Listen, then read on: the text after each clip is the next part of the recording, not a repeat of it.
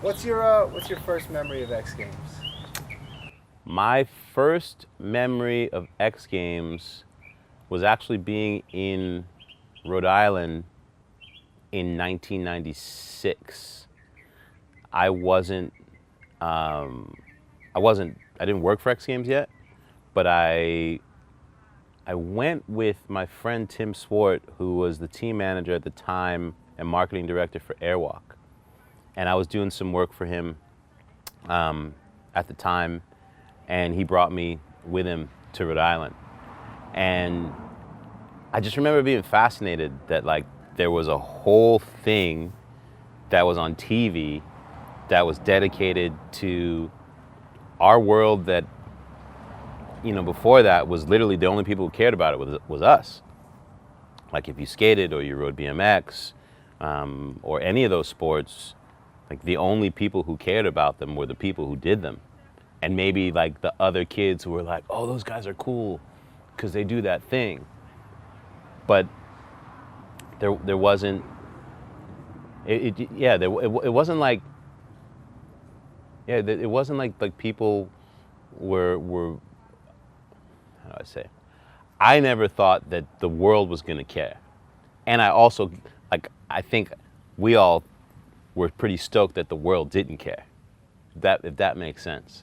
But being in Rhode Island that year, I remember a couple of things. I remember the ramps being like weird blues and purples, and it was like the contest looked like more of a fishbowl almost, because the people who were there to watch for the most part didn't know anything that was going on. And I remember Tony Hawk skating in the street event. I remember that specifically. And I remember just thinking that was funny. He might have won it. I think he might have won. He did something crazy. Maybe he might have launched from a quarter pipe into the water at that event. It was one of those. I don't know if it was Yeah. the first or second. It was either the first or the second one. But I went in 96. That was my first time going to like seeing X Games. And then in 97, I went up to Snow Summit and watched. And then I went for that first winter one, and I went to San Diego. And I think 97, 98, I went to San Diego, and I was like, oh, wow, this is becoming a thing. Like, and it was just a trip, Did you feel like this could change action sports, or were you apprehensive? Like, I know I just heard the talk of, I was young, but I heard the talk of other people, like, No, people didn't know what to think. Outsiders were coming in, but they were excited at the same time. in the beginning, I thought that the X Games were the worst idea ever, especially since the first one was called the Extreme Games. And it said extreme everywhere.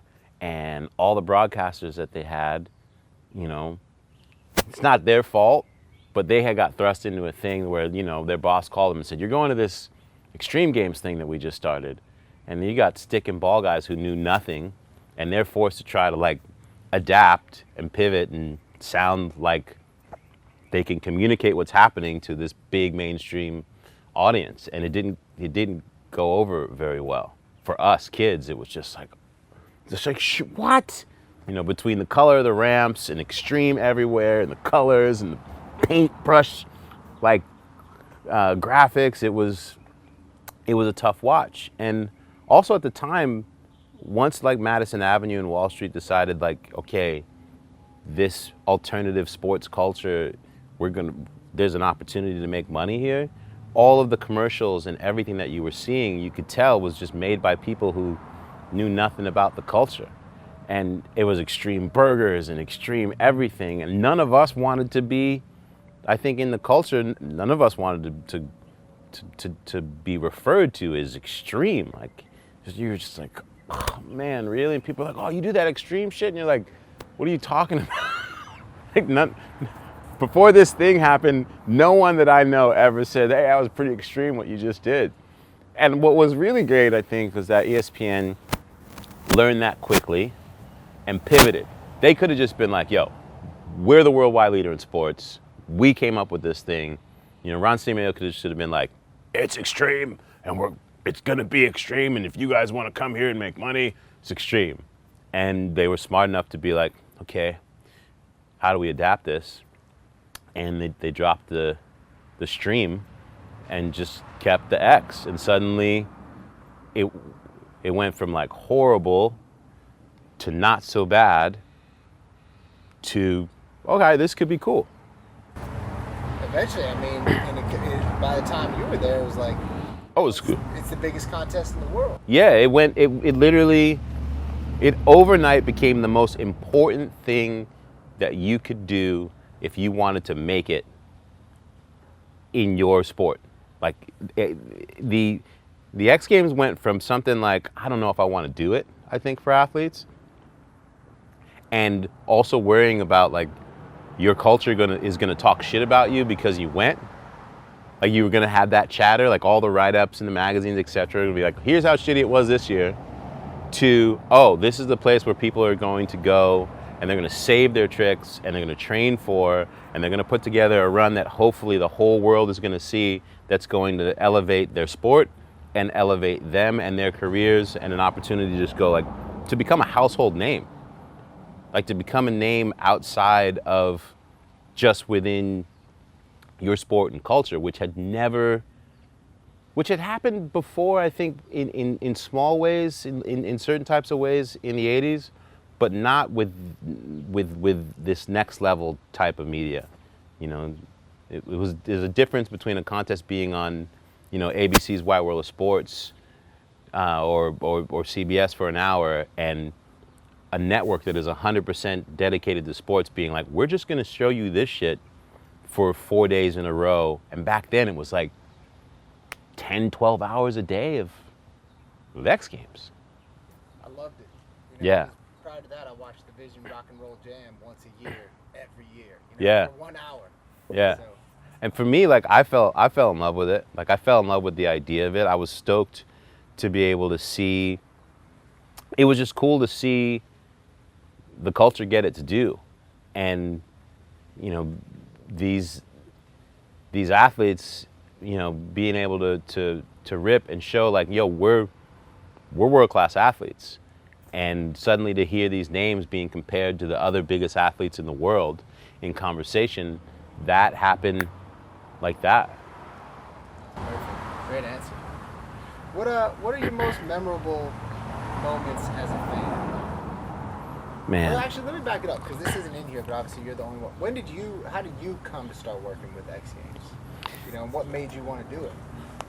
So my first start in like announcing on television came from the MTV Sports and Music Festivals.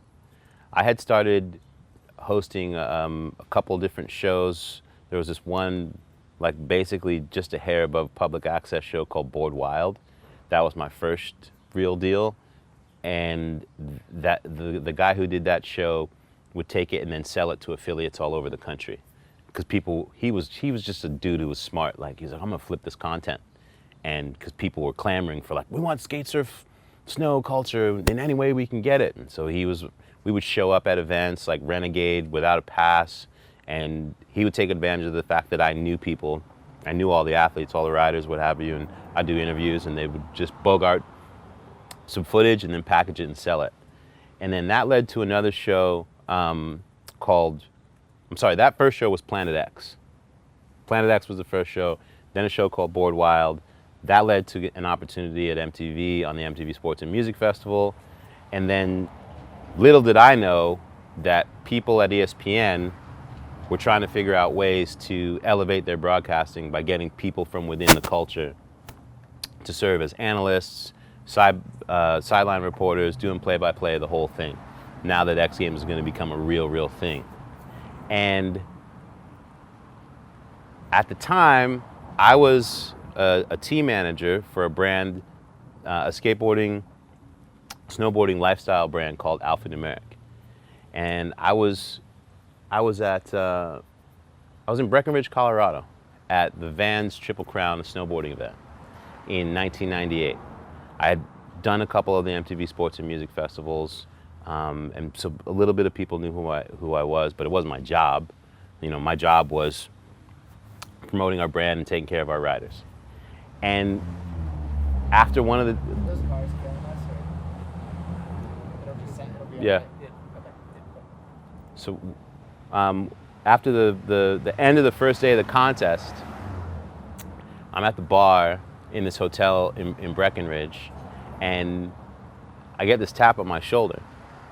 And picture this full bar, end of the contest, people are raging. And this guy says to me, "Excuse me, are you Selema Masekela?" My name is Phil Orleans. I'm from ESPN, from the XGames. I'm here to talk to you. And I looked at him. I'm a couple drinks in, young. I turned around and looked at him. I was like, "Oh, that's funny." And then I stood up in my bar stool and I looked around the room and I said, "Whoever the F put this guy up to this, really, really funny. Like, ha ha." And I sat back down and was talking to my friends. Tap, tap, tap on my shoulder again. Business card. The nice, like, 75 cent a card, thick stock, with the red, like, leaf ESPN embossed on it. And underneath it says Phil Orleans, executive producer, snowboarding, ESPN X Games. I'm looking at this thing, like testing it out to see if it's real. And I was like, "Oh, I'm sorry." I'm so sorry. And he said, "It's okay." He's like, "But I'm here looking for you. I want to talk to you." And we got a six-pack and we left the bar and we went into the hotel lobby and we talked for like 3 or 4 hours about X Games. And he wanted to know my thoughts. I was just ripping it to shreds, like all the reasons why I thought it didn't work. And as a young, just, cocky, all about the culture kid would do. And Phil slowly, like, he listened. He was super patient. He should have just been like, "I'm out of here. This kid doesn't get it." But there was something about him. He was super patient. He wanted to know my perspective and my thoughts on everything in the state of the culture. And then he revealed to me that he had started snowboarding and he was passionate about snowboarding. I was like, "Oh, that's cool. You decided to learn how to snowboard? All right, that's interesting." And long story short, on the spot, he said, "We've been watching you, and we think that you would make a good fit. Would you like to be a part of storytelling at X Games? We'd like you to come to Crested Butte, Colorado in 2 weeks to be the sideline reporter for snowboarding at the X Games, for the 1999 X Games." And I was like, "Yeah, I'm good. Thanks for the conversation. You're a nice dude and what have you, but like, I don't know, man. I don't think this thing's gonna last." And he was like, "All right, well, can I call you? Here's my card. We'll talk later in the week." And I went back home, and the next day I went to work that like Monday or Tuesday at Alpha Numeric, and I walked in and I was like, this guy in Breckenridge was like, wanted me to be a part of the X Games, and I told him like, "Nah, I'm good." And everybody was like, "You did what?" I remember my buddy Ali Asha, who we co-founded the brand with, and he was a former pro skater, and I mean, as core to the culture as could be. I for sure thought he was gonna be like, "Yeah, nice work." He's like, "You dumbass, like, you could be a part of actually helping communicate what this is all really about to the audiences. Like, you needed to say yes to that." And I was shocked that everybody was just like, "No, bro, you're going." Phil called me back, and then he had another dude, Jamie Reynolds, call me back. And 2 weeks later, I said yes that week, and 2 weeks later, I was in Crested Butte, Colorado, with a microphone in my hand, interviewing the homies as they came down after their runs. And that changed my life, because I didn't realize it at the time, but I think because I had because I snowboarded and I was living this thing and I worked in the industry, and B, because I had a relationship with the riders and they trusted me, it changed the way they responded at the bottom when they came for their interviews. And we're having fun, and we're actually talking about what happened as in the way that snowboarders would talk to each other. But and I tried to figure out ways to communicate that, I guess, to the audience that was watching at a bigger level. But it wasn't something I was doing consciously. I think subconsciously I just figured out what the balance was between bro and also like, hey, so now you know what this dude's about or what that run was about. And at the end of that X Games, I was there for like a week and a half. People were like, oh, this kid's got an energy.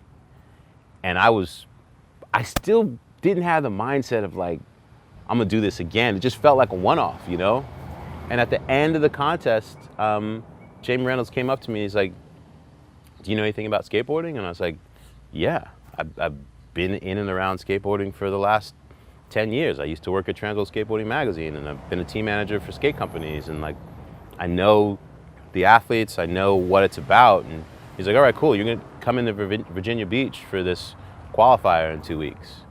And that's really when it began. And it within 6 months, my life was completely 100% changed. They brought me on that next summer X Games to do play-by-play and sideline reporting.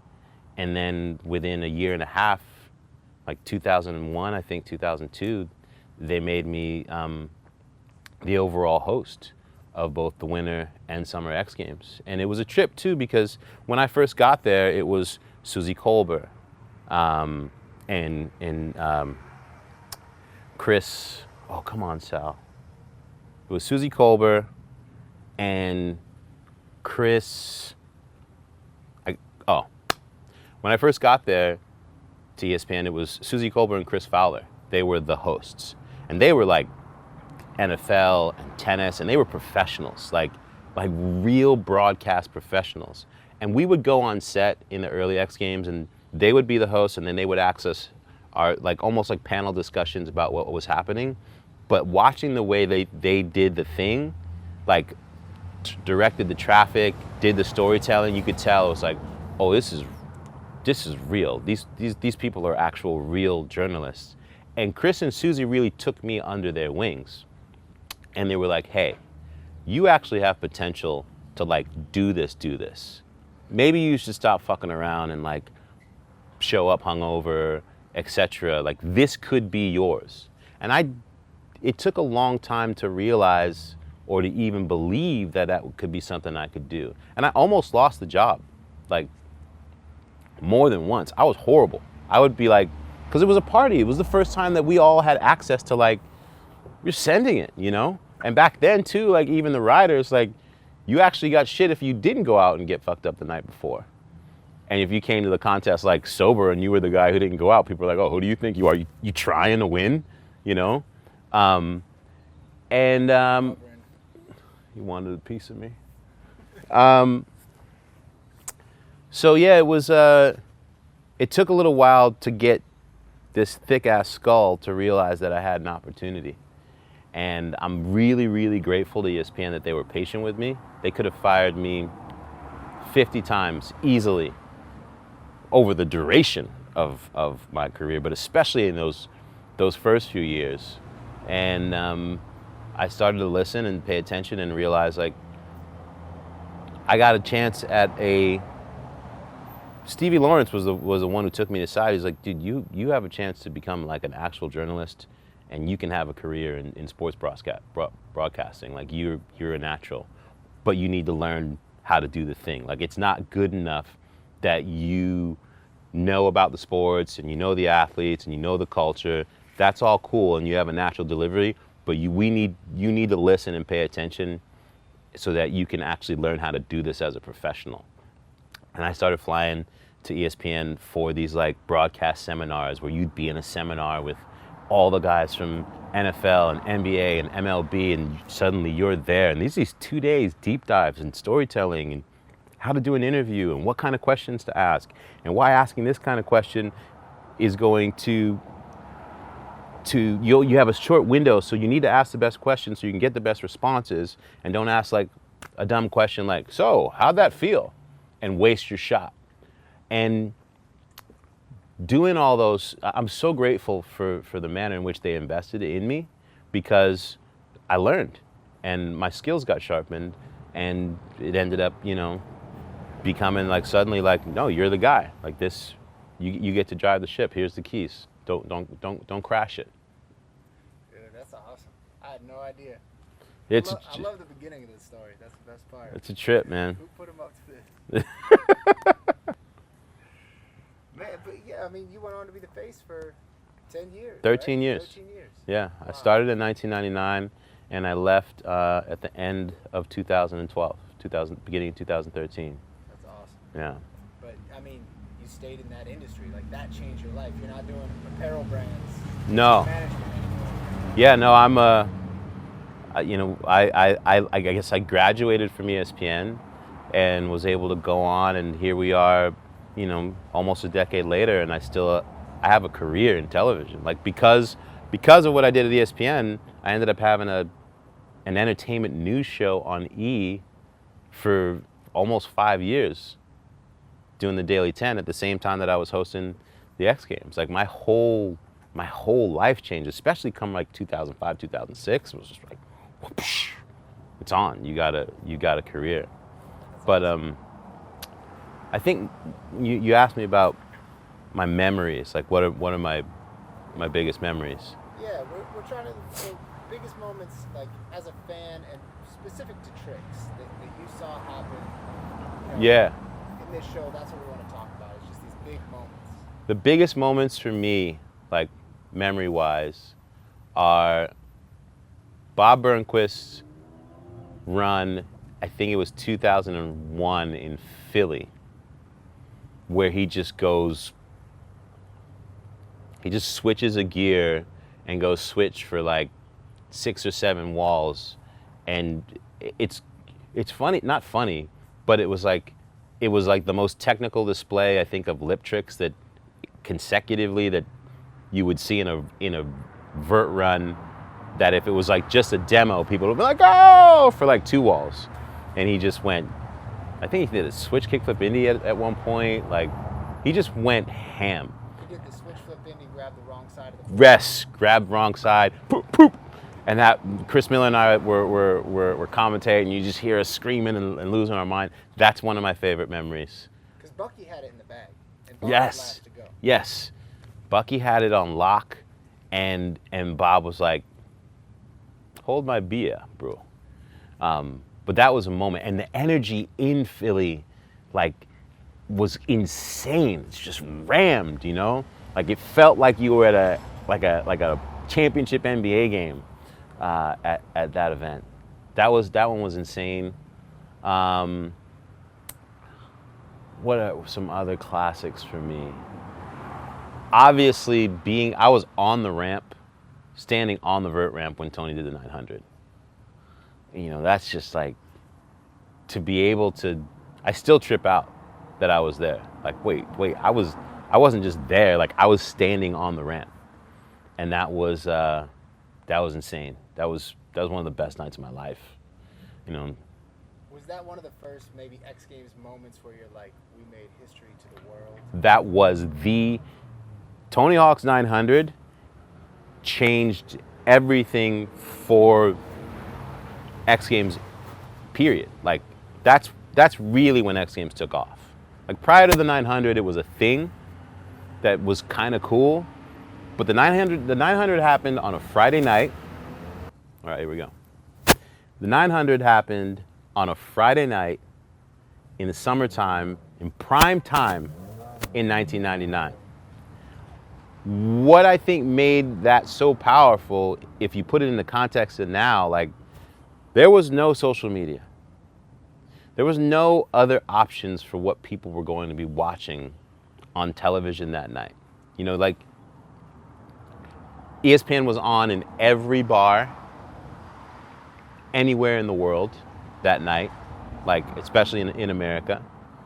And it was back then, it was like, that's what people did. Like, you gathered around the television to watch the thing.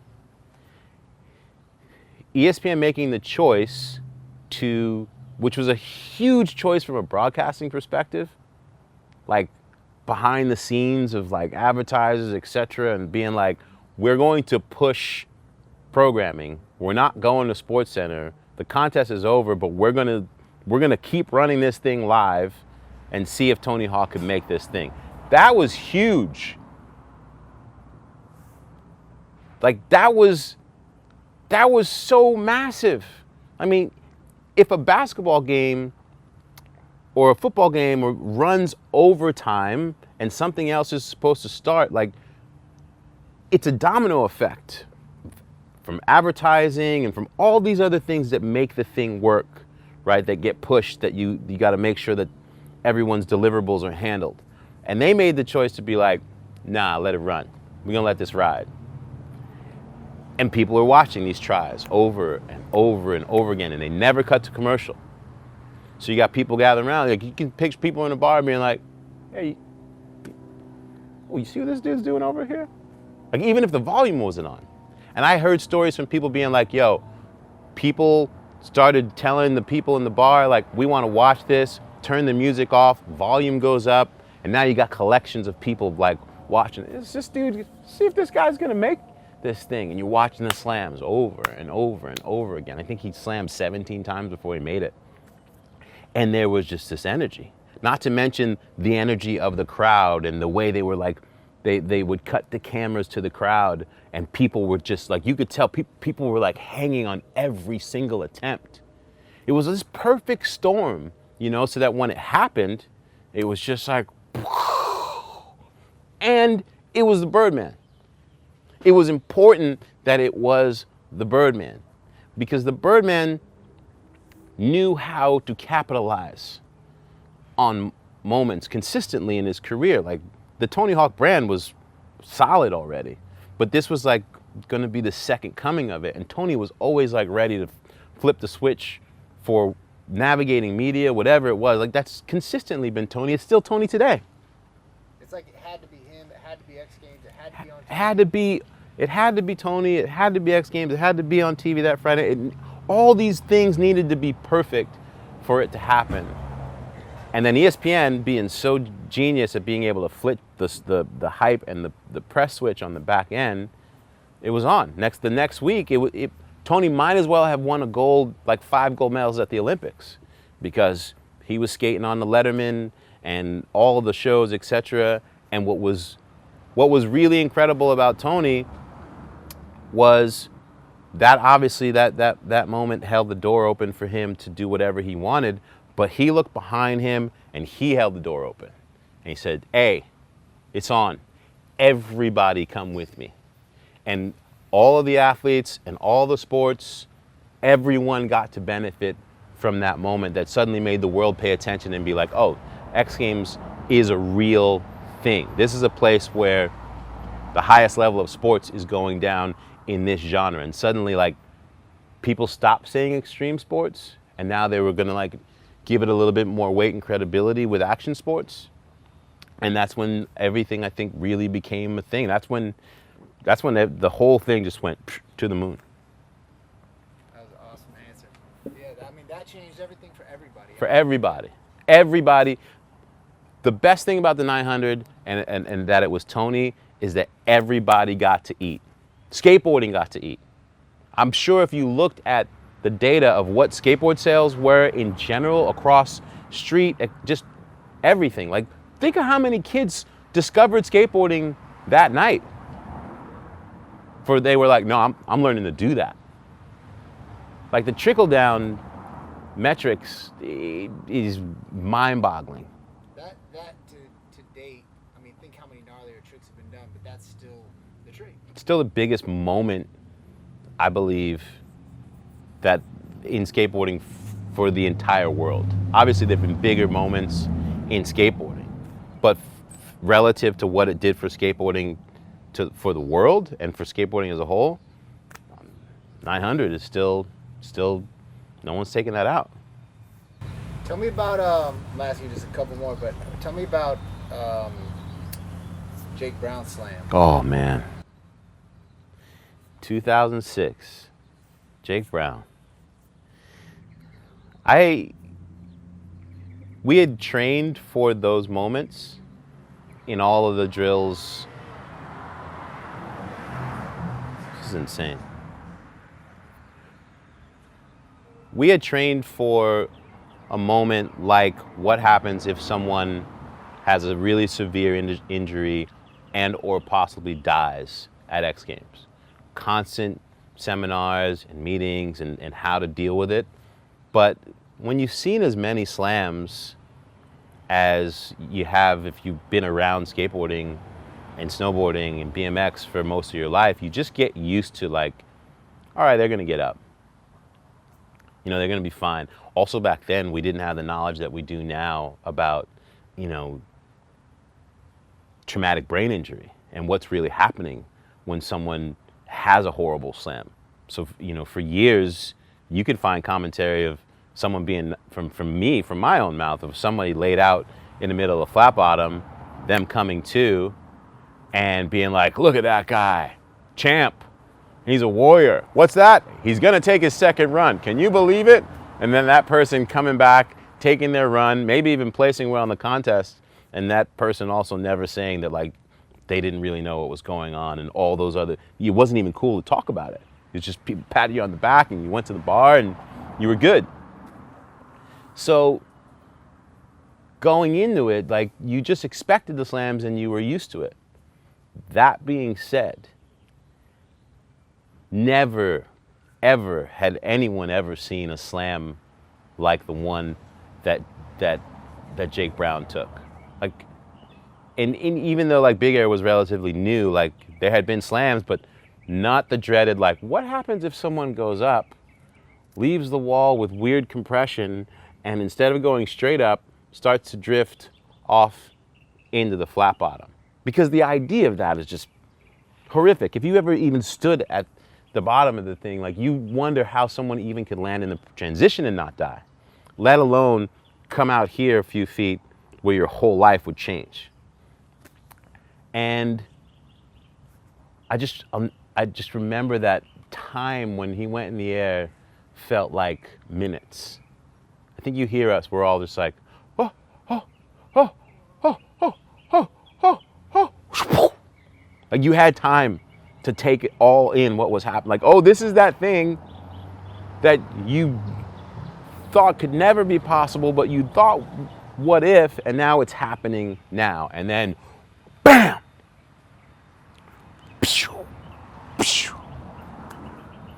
I think I say it in the commentary.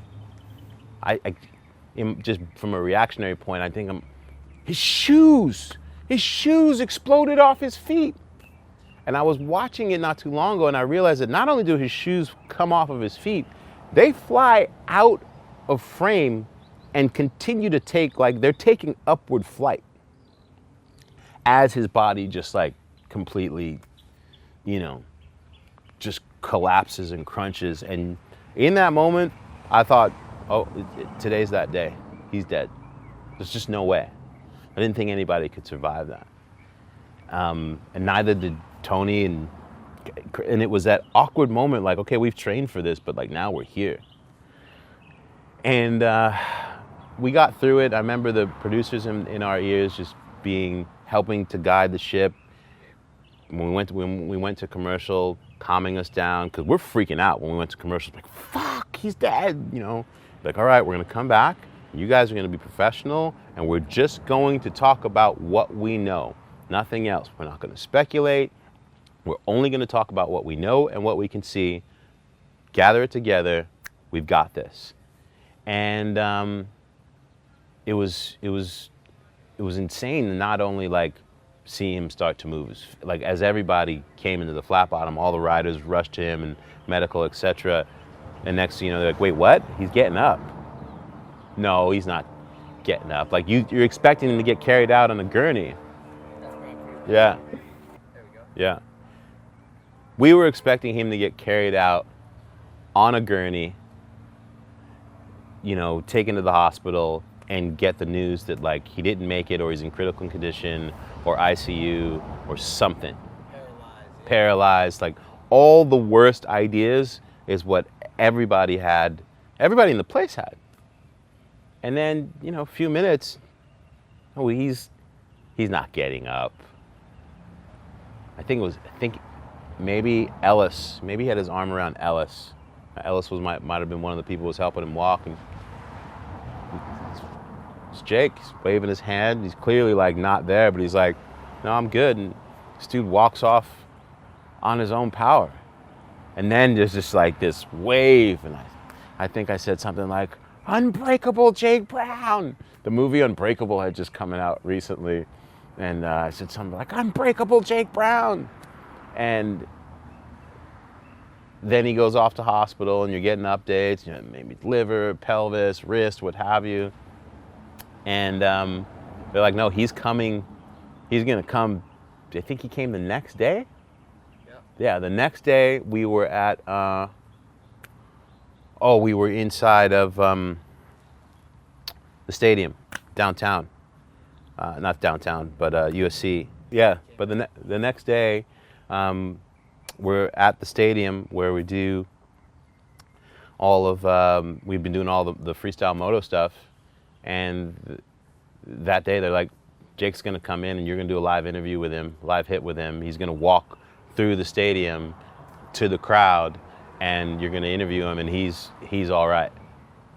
And sure enough, man, you know, we had the car on him they had the cameras on him, and the car pulled up, and he comes walking through like Gladiator, and that whole crowd just completely loses it.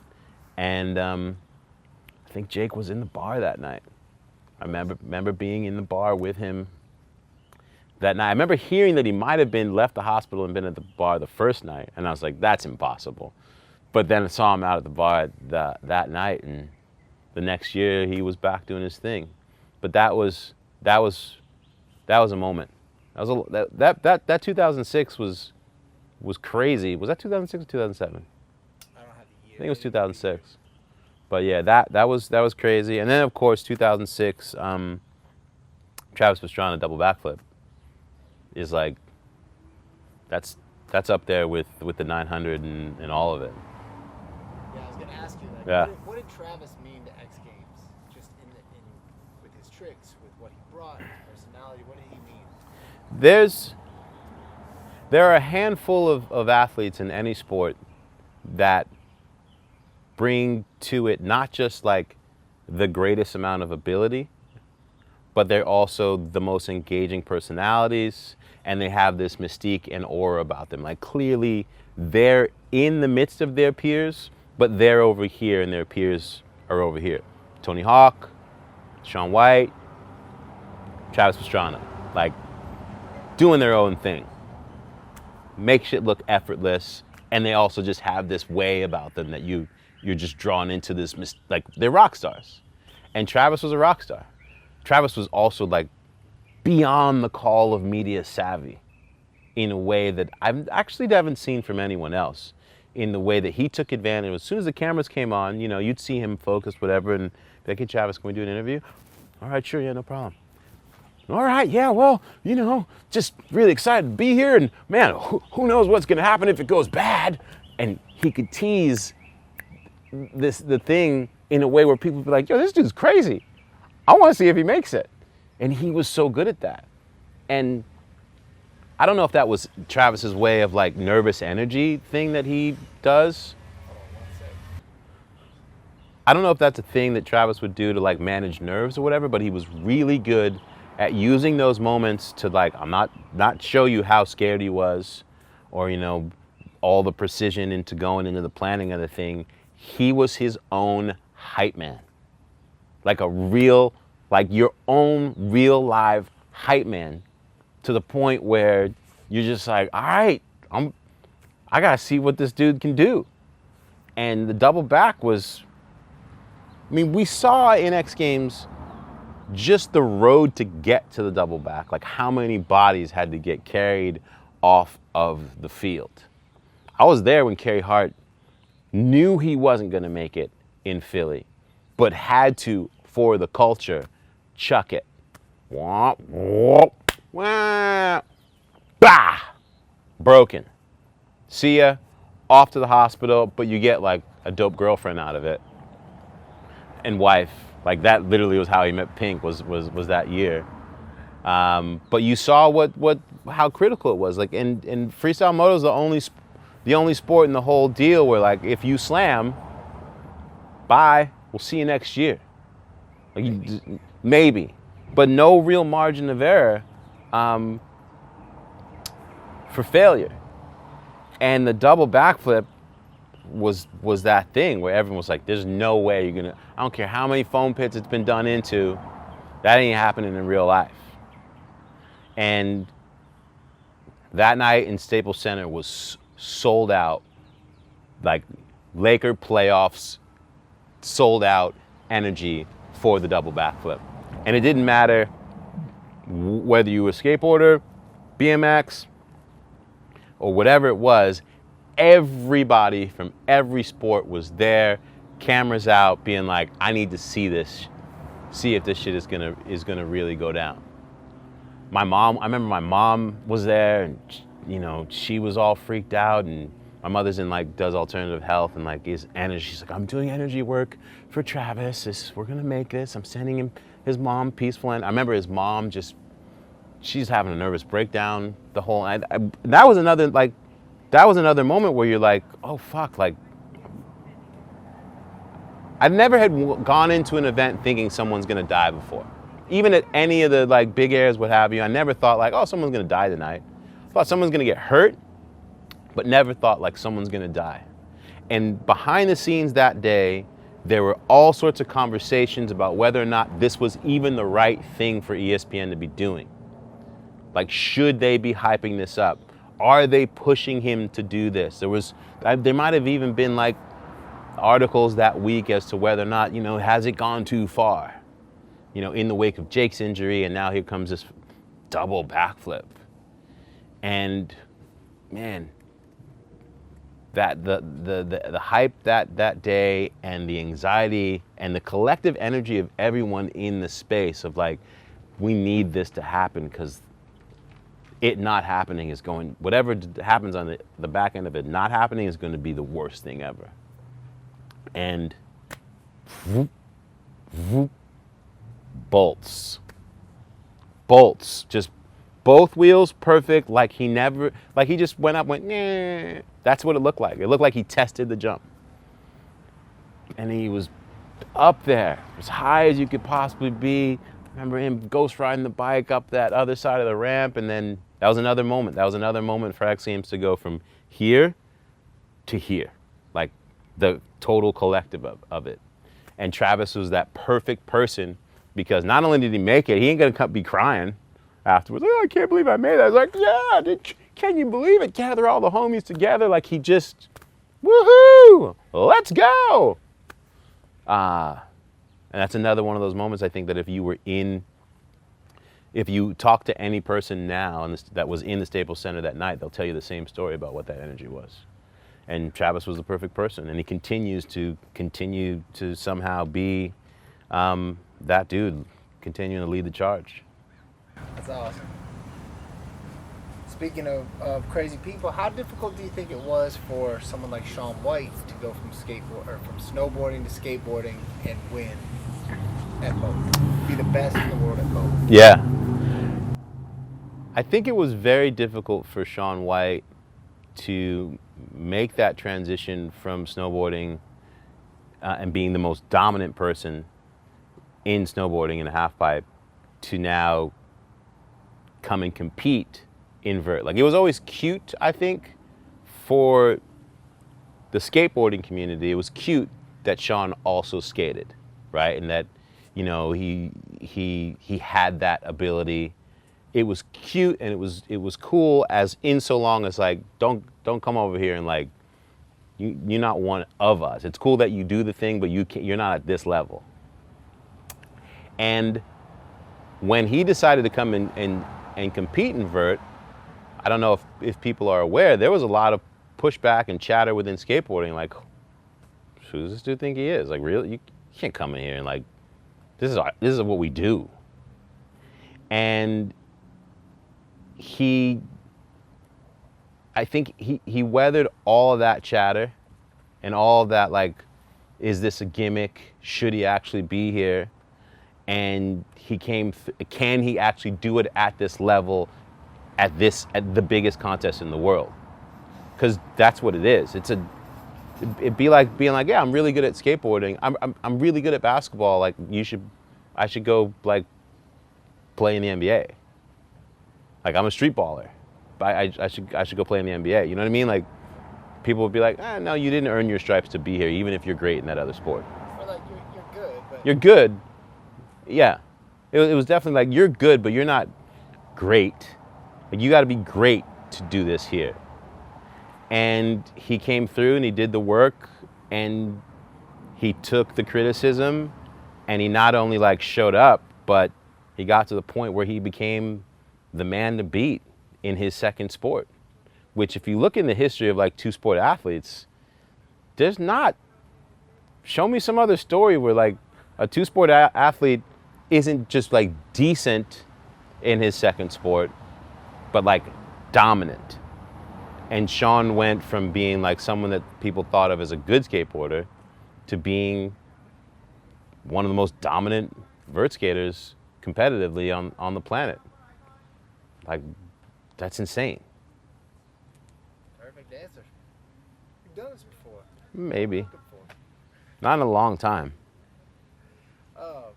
You think X Games has done a good job of evolving with skateboarding, and how important is that? I mean, you talked about earlier from day one, you know, the pink ramps or blue ramps with pink on them and whatever. Yeah. But they added things like, you know, obviously they added Big Air while you were there. They did the True Street, which was outside. Philly was, I mean. They've done Real Street, which Yeah. is a video thing for 10 years. Yeah. Even adding like the park events in the last Yeah. few years, women. So you think they've done a good job? I think X Games has done a really great job of listening to criticisms from the actual culture of each individual discipline. You know, X Games, the event, it's like a big pop-up circus that brings together all these different cultures that are working in different directions to progress their sports, and they're going to showcase them at this thing. But X Games doesn't necessarily represent what is happening in those cultures 360 other days of the year. And I think that the X Games has done a really great job of listening and adapting and pivoting for where those sports are at all these different times across the timeline. And especially they've done a really great job with it in skateboarding. Like from those early years where, you know, the ramps were hideous and no one would even want to own them just for how horrible they looked, and they weren't necessarily even made of the best stuff, to like in 2001, I think it was, they figured out like, okay, we're going to get a permit for Love Park, the place where kids get kicked out of for skating, and we're going to showcase like this great street contest for the culture. That was like a definitive moment to be like, oh, okay, these guys get it. They want to listen. Is it And Love or City Hall? it was City Hall across the street from Love Park. Right. So yeah, maybe if you want to just Yeah. say that. I think it was City Hall. I think it was City Hall. Yeah. But it was, yeah, to go from, you know, the wild colored ramps of the early days that weren't necessarily even made of the best like materials, to doing a contest at City Hall in Philadelphia across from the famed Love Park. You know, that was literally like for the culture. Like skateboarders any other time during the year would be like dodging the cops to skate this place, and ESPN was like, we're going to utilize the fact that we're ESPN and Disney, and we're going to showcase what real street skateboarding looks like. That was big, you know? And I think continuing to do that and evolve and grow with skateboarding to the point where you have the real street contests and the manner in which arguably women's skateboarding wouldn't be what it is today without ESPN providing the platform for these already empowered women to be able to showcase their abilities in skateboarding. And now you have these huge stars within skateboarding, these women who are synonymous with skateboarding and not just women skateboarding.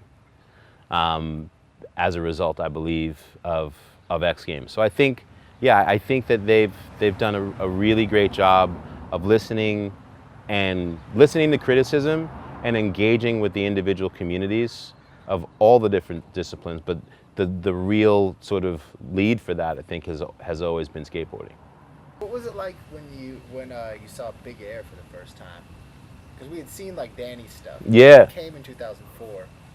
I mean, I remember the San Diego airport, Danny's ramp.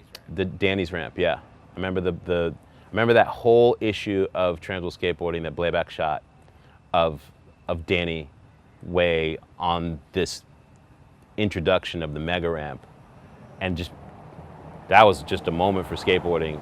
And then that video part that came afterwards in the DC movie, and just being like, oh, okay, we've entered into something else entirely. Like, that was a big culture moment for skateboarding. And it made sense that ESPN was going to be like, yes, that will work for television. And it was crazy, you know, and then Bob being like, all right, I got this land out in Vista, like, I'm building one of these things, you know, and it going from maybe what you thought might be a one-off at X Games to it becoming like a staple premier, the premier event, arguably, of X Games for a really long time. And it was crazy, like, what was really crazy was watching people decide, okay, I'm gonna learn how to do this. And I don't know if the audience really realized what that life choice was that skateboarders were making, because Danny obviously had been doing it by himself for a long time. Like, it was in his mind. He'd had the idea in his mind for a long time.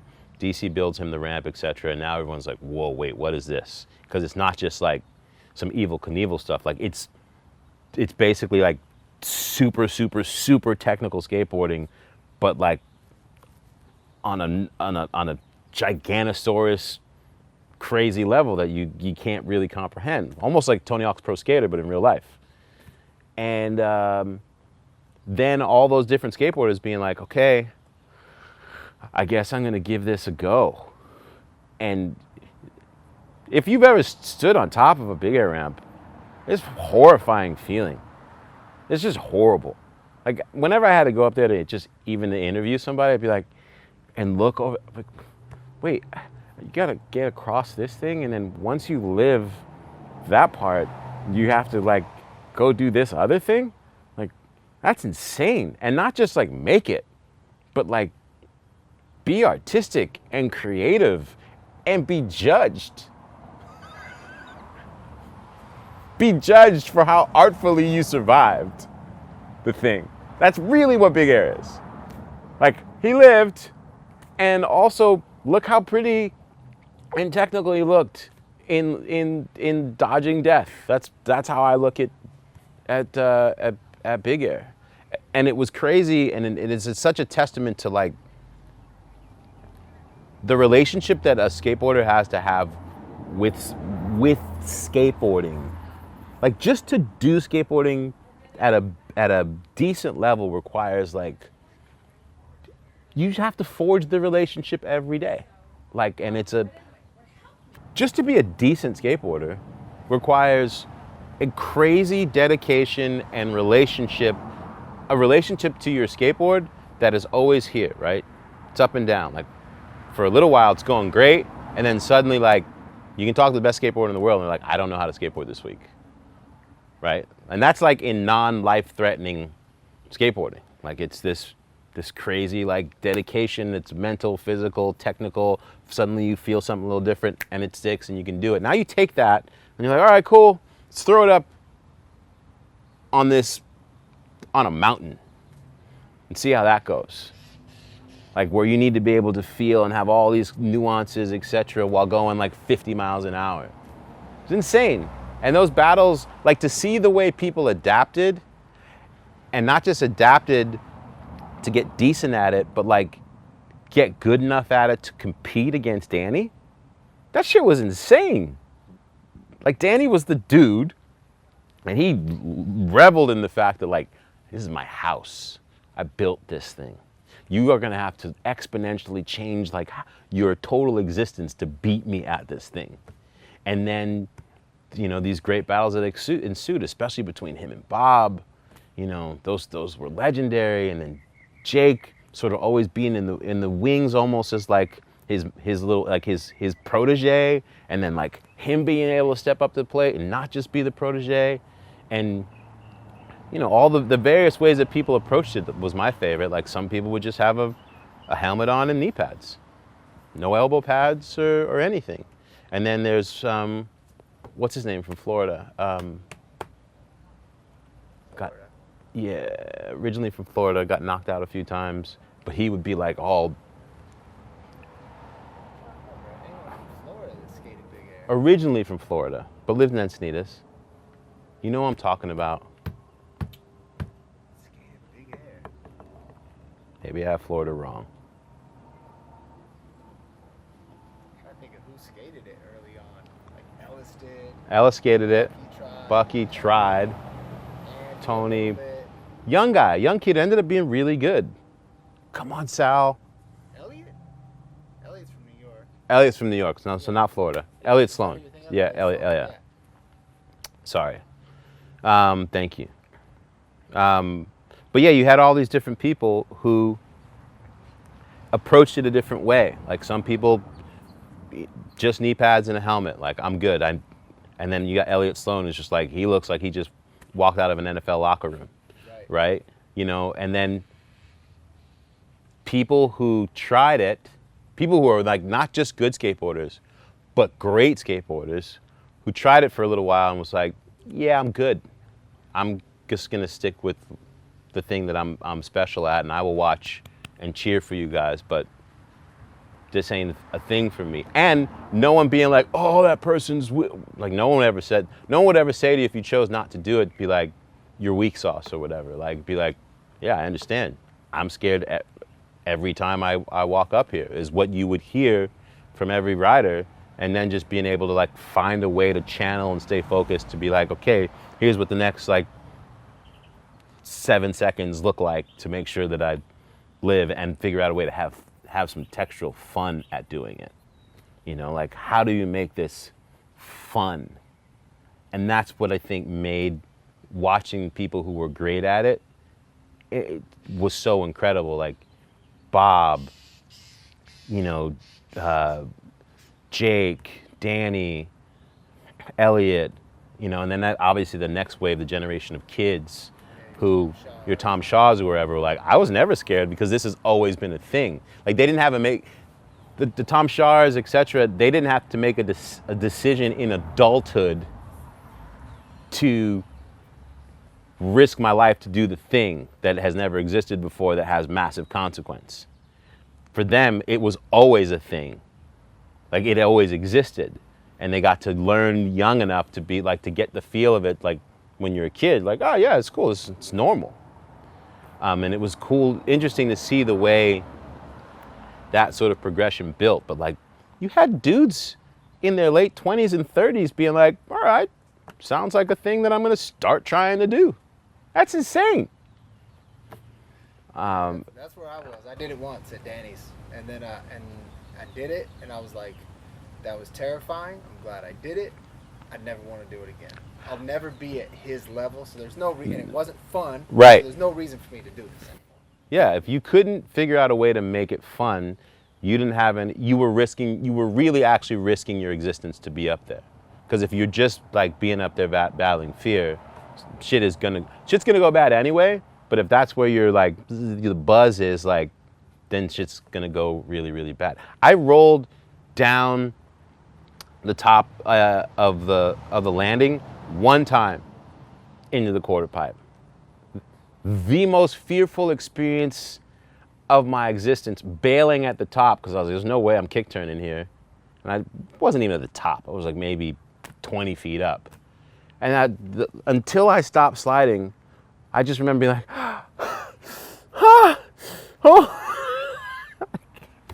feeling like I just like lived something. I didn't do anything. Like, I don't even think I rolled in from the top of the landing. I think I like cheated down the ladder a little bit, like a quarter down, and then just like. There's nothing that can prepare you for that. No, couldn't imagine. It was another level, but it made for some incredible battles, and just another level of like the theme of X Games for so long being about progression. And I think I was lucky that I got to be there for these like massively impactful moments, events that spurred like big shifts and progressions for the entirety of a sport. And that's what Big Air was. Perfect. Let me ask you, I skipped this one, but obviously you guys were super close. What did Dave Mira mean to X Games? Man.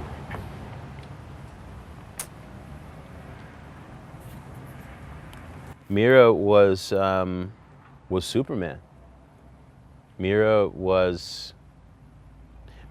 like Travis, like Tony, like Sean, was someone who had this freakish ability that stood far apart from his peers, and also had this ability to like embrace the stardom.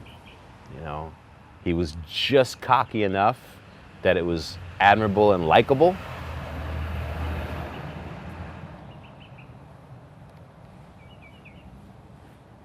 Mira was just cocky enough that it was like admirable and likable, like, you know, like almost like a Kobe type vibe. And, you know, the steez, the swagger, he was next level. I was Mira's team manager when he rode for Box, which was a division of Reebok that I was a team manager for. So I had Mira and the Condor, Matt Hoffman, and that was my introduction to the world of like competitive BMX. I had gotten this team manager job, and they were like, all right, these are your guys, and you're gonna start going to these contests. And so suddenly I found myself in this world. This was in the mid 90s, like, you know, 96, 97.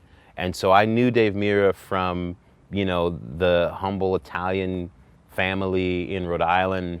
You know, we'd be at a contest and, you know, his parents would bring pizza from their favorite pizzeria in Rhode Island. You know, Mira was special, man. Mira had an ability and a confidence in his ability that you can't teach. And Mira, I think within most of X Games, like with most of the athletes, most people show up in these disciplines mostly to compete with themselves. And if they win, they're stoked. Like if they podium, like you see, I can't believe that, I'm so stoked that Mira's one of those dudes like, no, I'm here to beat all of you. Like, it's cool, haha, like kind of homies, but I'm over here trying to win all of this shit. I want to dominate this sport. Every event. Every event. Like, I did not come here to hang out and high five you, bro. I came here to win shit. And I have the ability to back it up, and I need to be having the worst day ever, and you need to be having the best day ever to beat me. So hope that I'm having a bad day. And he wasn't afraid to throw that around. Like in his post-game interviews, etc., like, you know, he was like, yeah, I'm the shit. And that wasn't necessarily cool for a lot of people. Most people didn't know how to do that and feel okay with themselves within shred sports. Like, no, I'm the shit. I'm the best. Come and beat me. And, you know, is what made, I think, the only person to really step up against him with the same type of energy was Jamie Bestwick. And then to have that duel between these two dudes who were both like, had a freakish natural talent, and both had like, they were almost like F1 drivers, you know? Like elite F1 drivers with their swagger. You know, you got Jamie coming from across the pond with his Queen's English, etc., and Mira with his, you know, Rhode Island Italian rugged good looks and the equal swagger. And I think it was one of the highlights of X Games were those battles. And also Mira had that dominance in both park and vert, you know, and the hardcore BMX street dudes being like, really, Mira? And Mira being like, beat me. You don't want me to beat me? Be here, just beat me. And I'll just go only ride vert. Like, he didn't care the shit that he got from the totality of within BMX. And then he earned everyone's, not just respect, but like true admiration for what he did for the sport.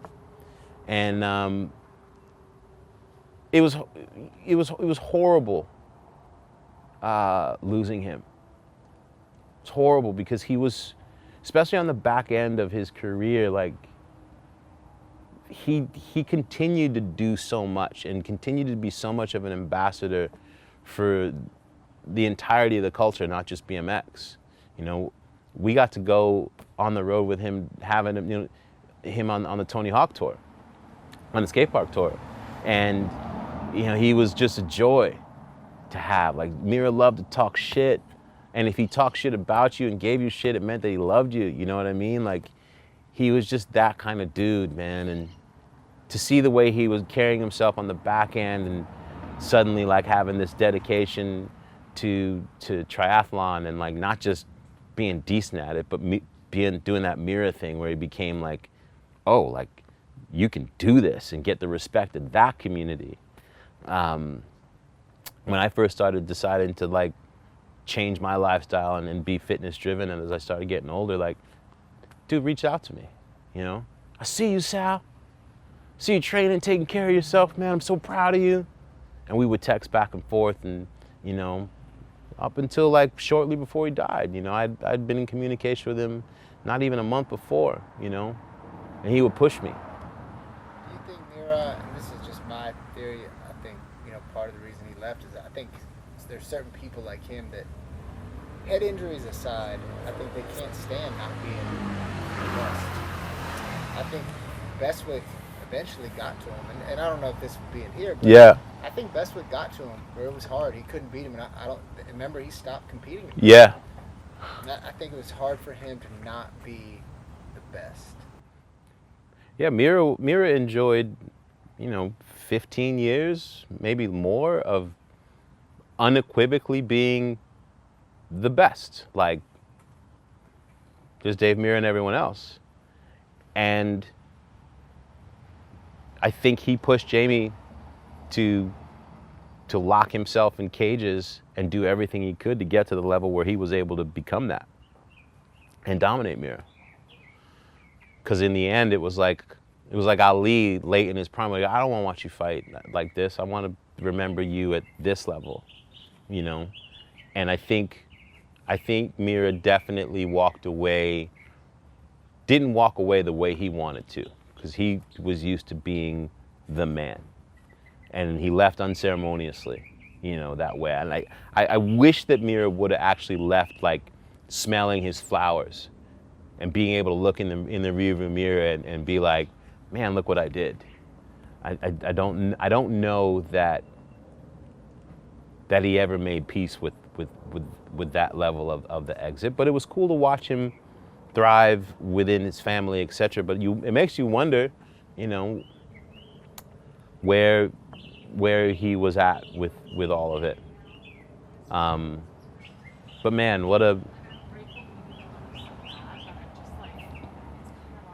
that day, getting that call that he was gone,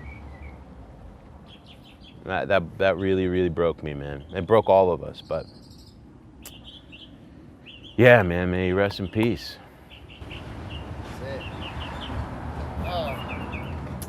How hard is it, like, speaking of someone like Mira, and there's a couple others, how hard is it for you watching from Mounts and Seniors guys to repeat winning at X Games? Like from one year to the next, people change, forces change, new people come up. So how hard is that? Being able to repeat at X Games requires you forgetting that you won last year.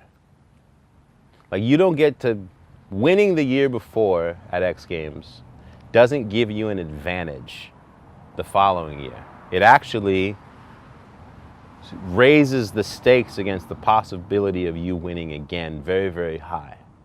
Because whatever you did to win is going to be analyzed by your peers, and they're going to focus and work as hard as possible to meet the level you were at, exceed the level that they were at, so that they can bring it and have that moment.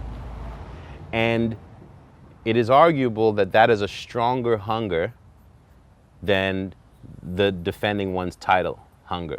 Because when you win, you don't immediately go back to work into the trenches like a dog that's been locked in a cage. You get to revel in the spoils. Sponsorships get better. New sponsors come in. More people want to talk to you than ever wanted to talk to you before. And there is a little bit of like,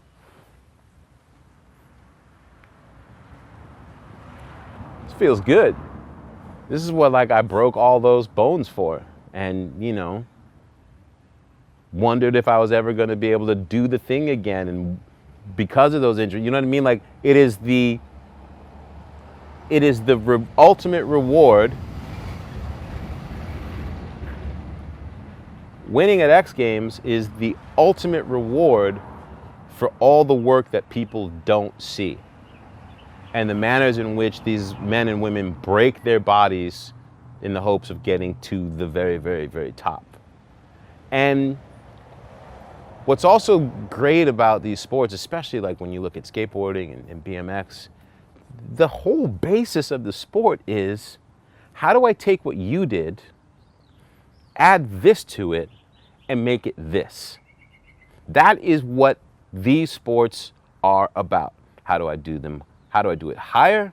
How do I add a bit of flair and style? How do I make it just a little bit more critical? How do I add another portion or another trick to it to suddenly make it, that was yours, it is now mine?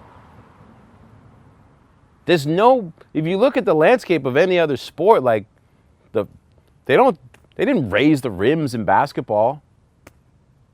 The football field isn't 120 yards yet. The ball isn't harder to catch. Those are all things that are reserved for this very special, peculiar landscape of sports. I got to figure out a way how to do that, to do the thing that I did here on this thing that's 3 feet high. What if I did it on this thing that's 50 feet high? The same thing that everyone was like, oh! I got to raise the stakes to be great. It is a constant landscape changing area of sport, which is why enjoying a long career, especially a long career at the top where you're able to be dominant, is insane. You have to, it's a different type of mentality and a flexibility and dexterity to your athleticism.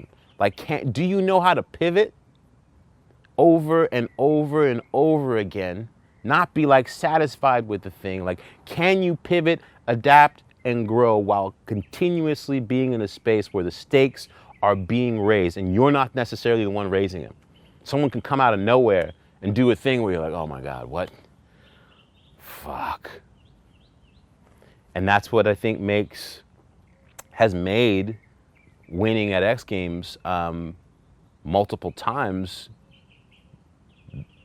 really, really special, because what that requires, the level of selfishness, like you gotta be willing, like, distance yourself from your family, distance yourself from like the things that make you feel good, that are normal, but that you don't have time for, that are gonna get in the way of you being able to find that moment. And it's a finite moment you're trying to create. It's gonna happen, it's gonna be great, and then no one's gonna care until you do something else great again.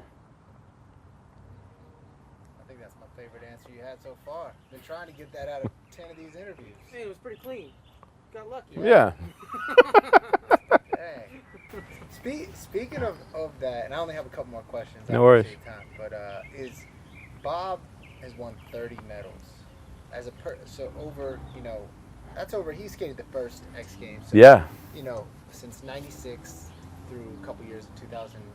What was it? 17 when you retired? I 18? think, yeah, 17. Yeah. But that's a lot of freaking medals. How hard is that to achieve? You know, you kind of just said it, but just specifically to Bob. What Bob has achieved, it will never happen again, I believe, in the landscape of X Games. To have that level of dominance and to the ability to essentially like instill fear in your competitors in 3 separate decades. It's one thing to like show up, but can you still instill fear in your competitors? And Bob was able to do that through the very end. That's next level. But if you look at the manner in which Bob built his life away from competition, in other words, jets, and I think if you look at how Bob chose to build his life, like his life away from competition was dedicated 100% to total human progression for Bob. And he did it in a way that he needed to. Like what a training facility looked like for someone else in a warehouse or whatever, like Bob's out there. Super free thinker, metaphysical, super energy driven, right? He built a space and place where he could be in that energy. He built a space and place where he could be in that energy on his own, but also be able to like hone and focus in that space with his crazy freakish abilities in a way that no one else chose to. Like who goes out and says, all right, I'm gonna go find enough land to live on that I can have not just a vert ramp, but a crazy ass bowl and my own private mega ramp and a loop and anything else that I dream up of doing and like build within my space. Like I think Bob's creativity, like his essence as just being incredibly creative, like it is what fueled his ability to remain relevant for as long as he did. Because if I think if you're the type of athlete who was like, okay, what's everybody doing? And this isn't a knock against those people. Like I love the thing, but I'm not trying to be like, oh, what if I did this and what if I built like it's a different mentality, you know? But Bob's dedication was to creativity first in skateboarding. And then he would take that creativity and that energy sort of driven space and then be able to apply that with just this other gear that he had for competition, which people never talk about the fact that like that dude was competitive as fuck. He just was here with it and, you know, and did it with all this love, but like don't get it twisted. He was a savage killer.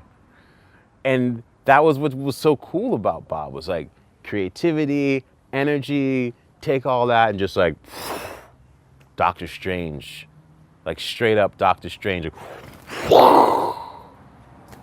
it's incredible. And I don't think it'll be duplicated because it requires love, like a crazy different type of love for the thing to want to figure out different ways to still to feel newly stimulated by it.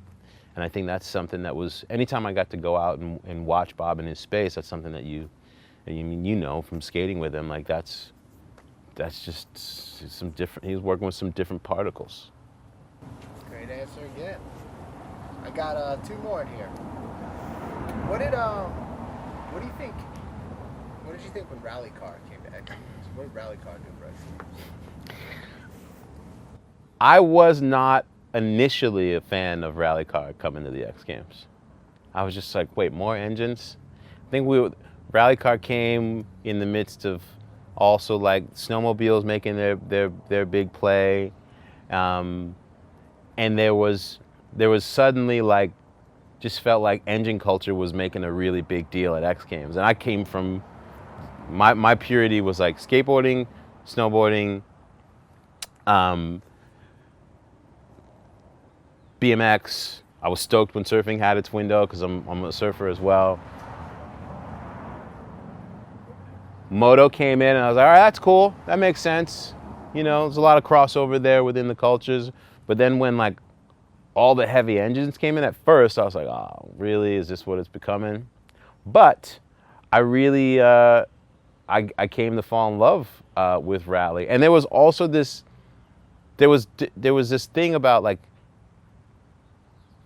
Ken and Travis, like deciding like we're gonna get good at this. Ken Block, Travis Pastrana.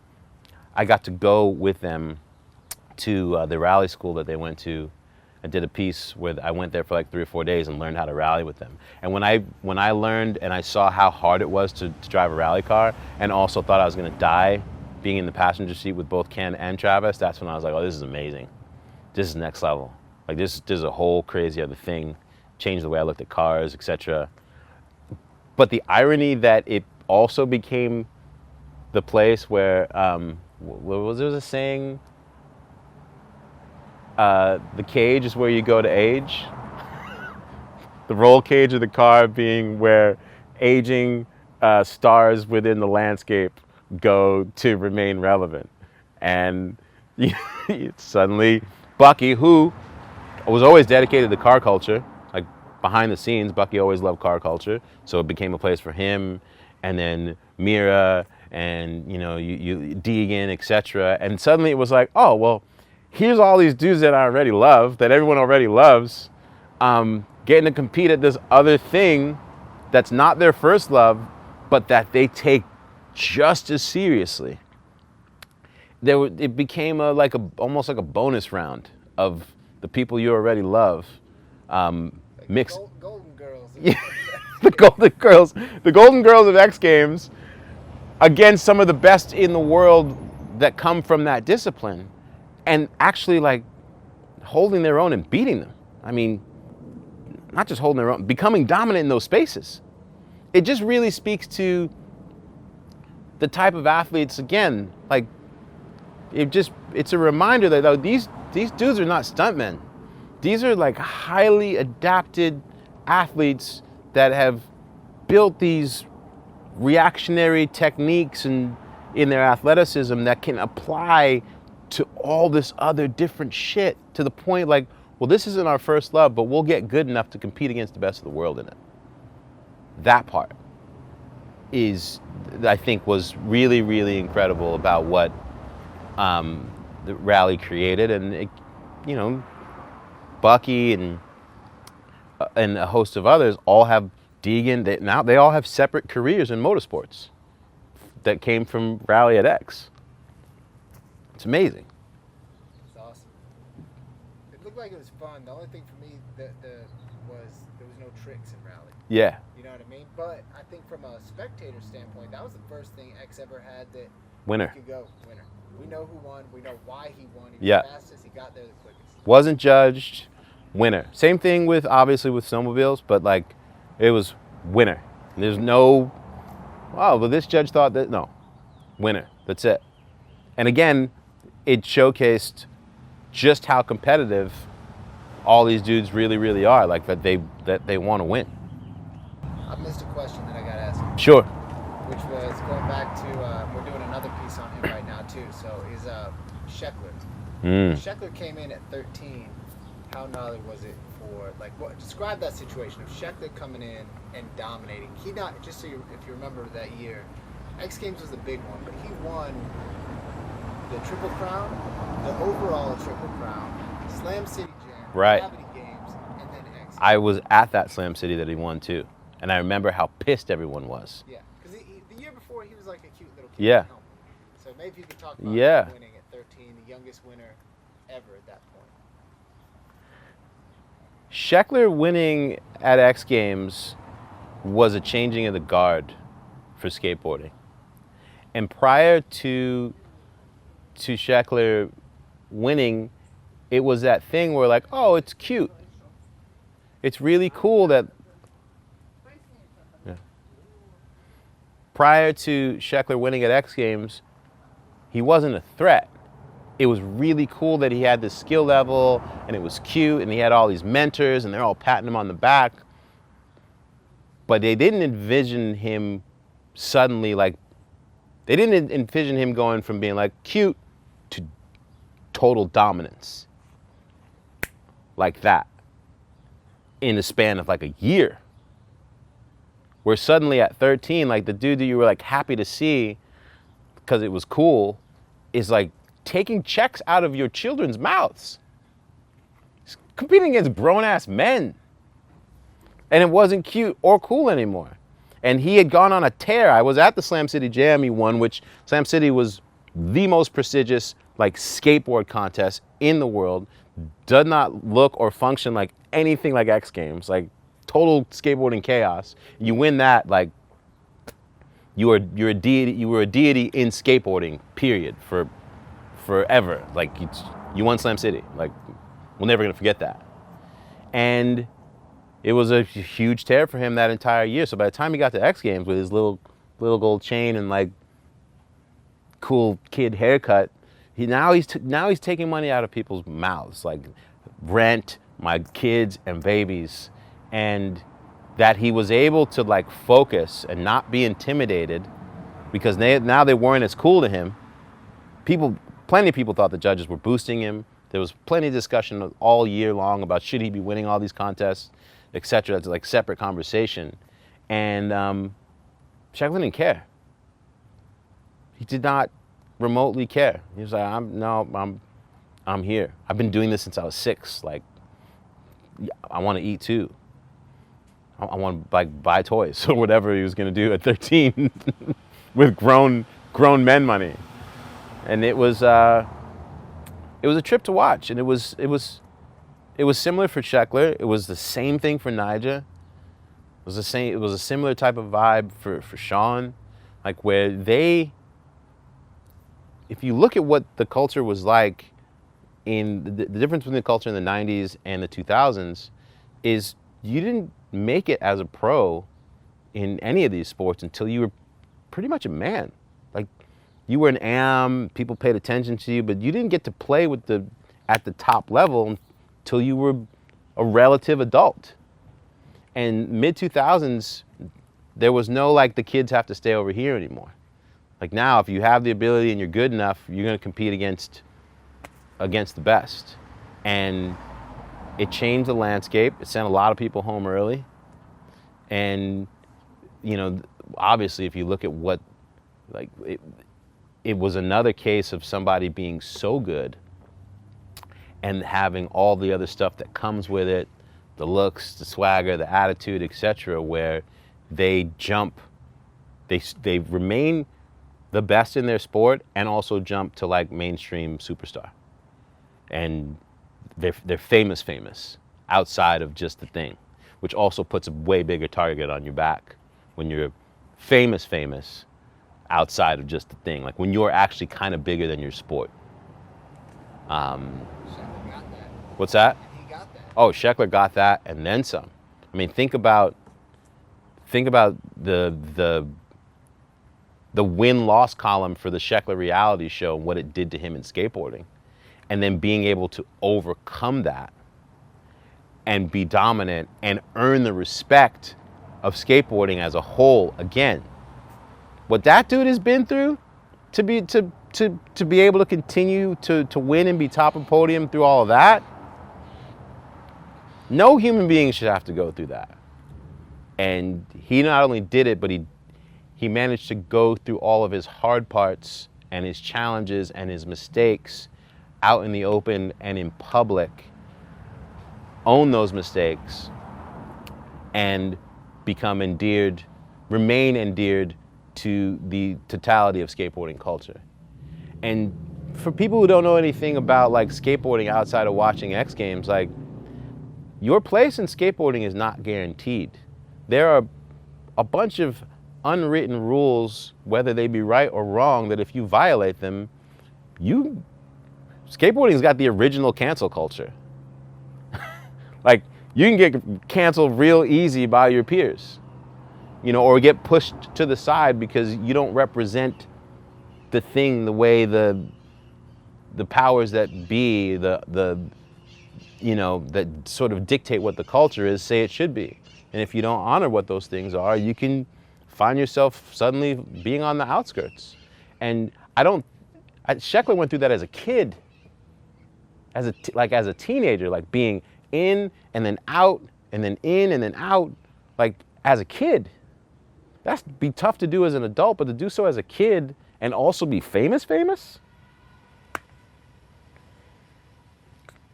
couldn't even begin to imagine. Awesome.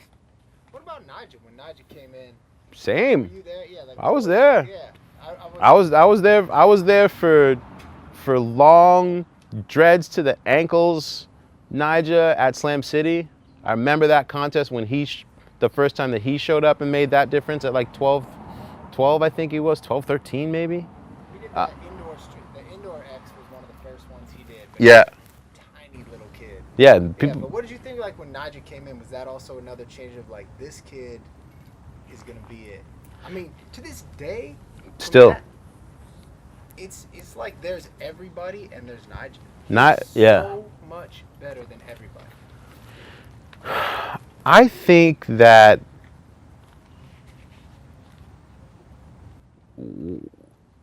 and I may be speaking out of turn here, but whatevs. I was there for Nija with his dad. Like when his dad was very much their little league coach style, like pushing him, you know, when he was only riding his boards.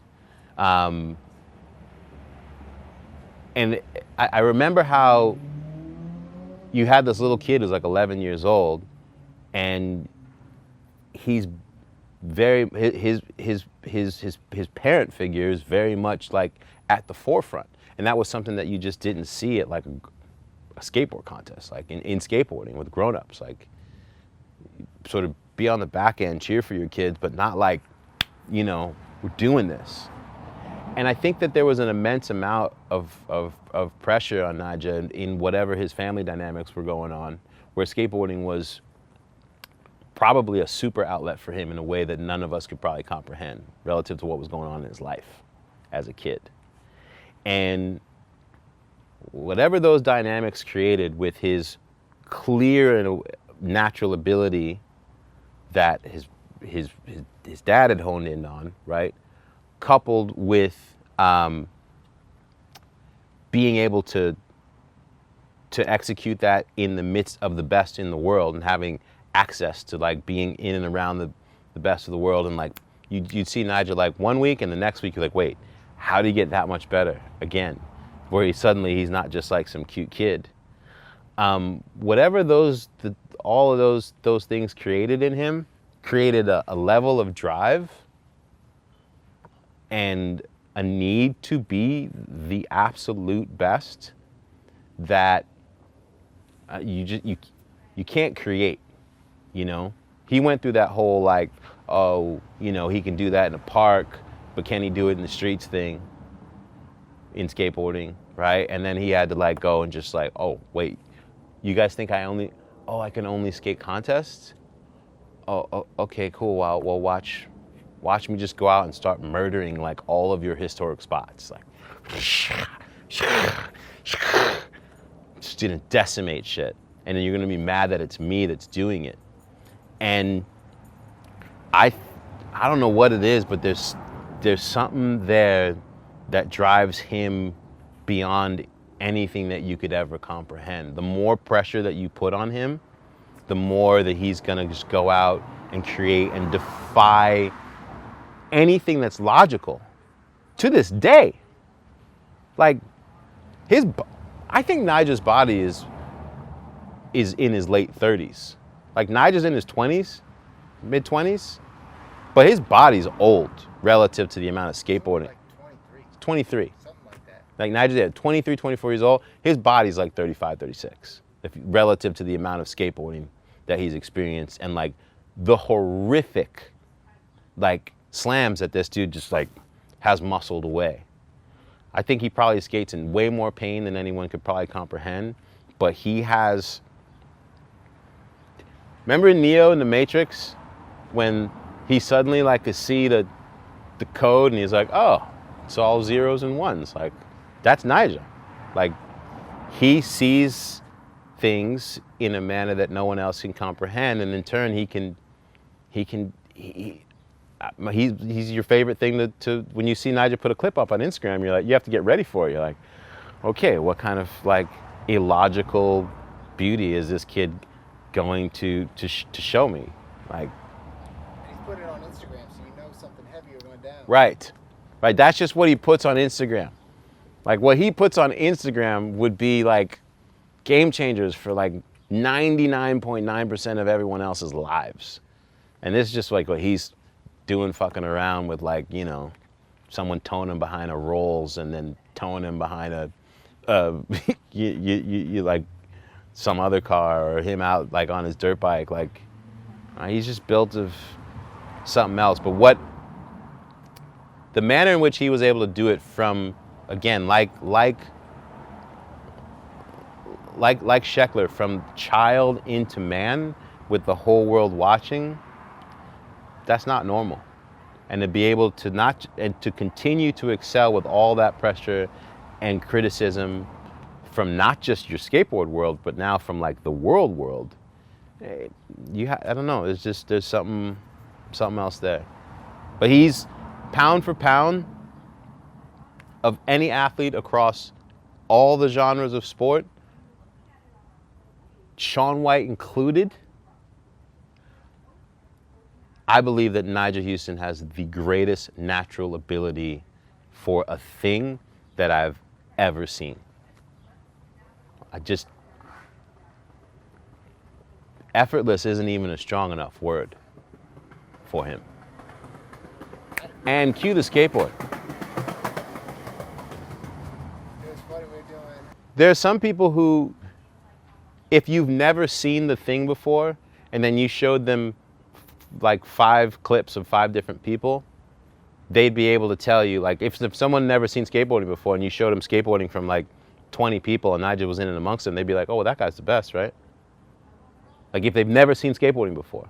That's like how Kelly Slater is with surfing, Sean with snowboarding. Like, they make every single part of it look beautiful. Like, watching Nigel just set up to do a trick is like, oh, wow, that's cool. He looks like he's dunking from the free throw line. Like, you can make comparisons to other things that you know in the way that he does, like, gets in and out of every trick. Like, it's fucked up.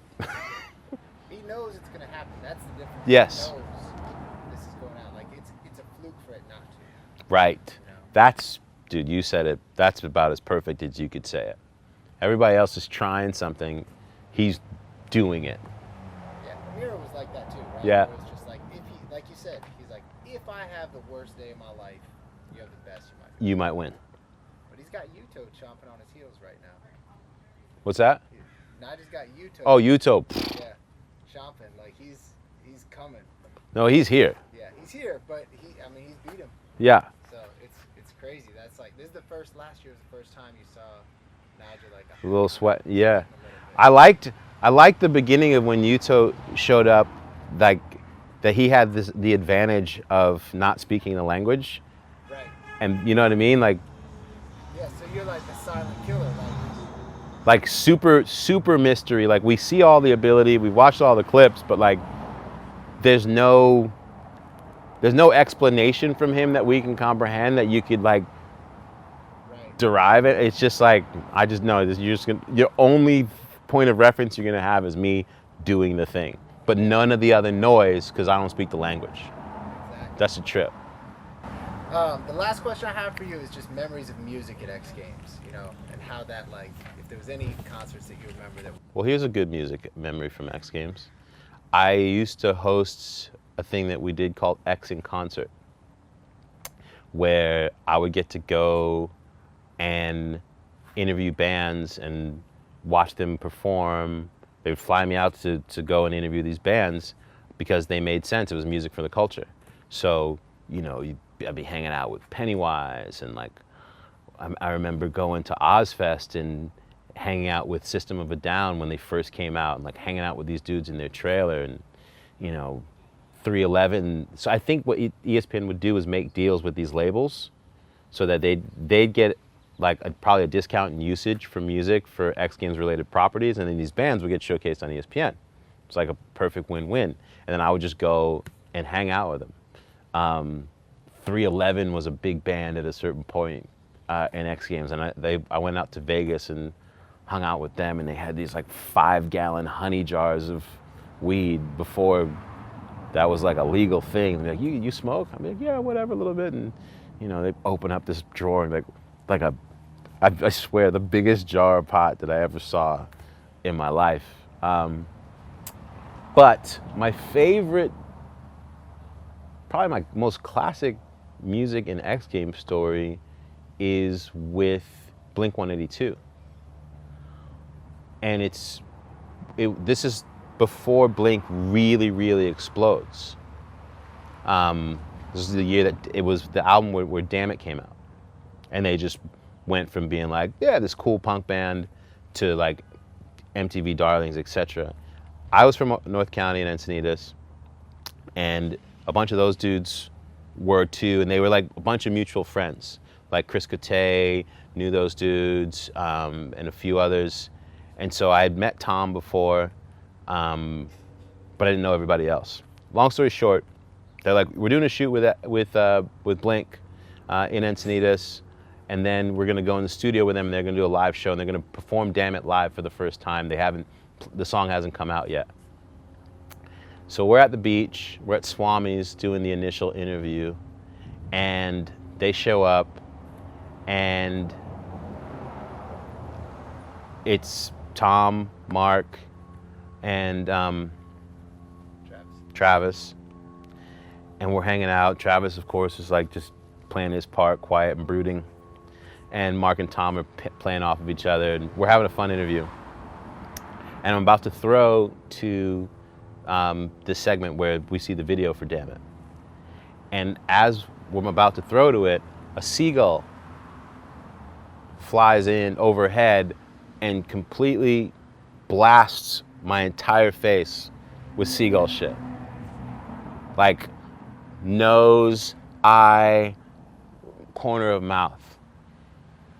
And it came, the wind was blowing so hard that it looked like it came in sideways, like someone like threw it off camera. And there's a moment there where it happens and I'm like, oh, and then I take a breath in, and it's the most foreign, vile, disgusting thing that I've ever smelled, tasted at the same time in my life. And I immediately start like, I'm dry heaving, like, and these dudes immediately break into song. He got pooped on by a bird. He got pooped on by a bird. He got pooped on by a bird. They're laughing, and they're not letting up. And I'm like puking. And finally, something in my brain is just like, all right, just everyone's still rolling, and I just go like, this is Damn It, Blink-182, damn it. As I'm saying damn it, I'm like, again, and they ran it. They kept the stand-up, and it stayed in the show, and it ended up being like this funny, crazy, huge moment, and it was the moment where the cameraman at the same time to me was like, you're gonna make it in this business, because I never met anybody who would have kept going and finished the stand-up. And they had a blast with it.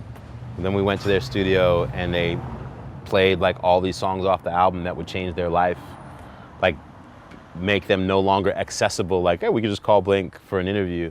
That's definitely my favorite music moment from X Games. And I'm sure someone who's editing right now is like, oh yeah, I know exactly where that is.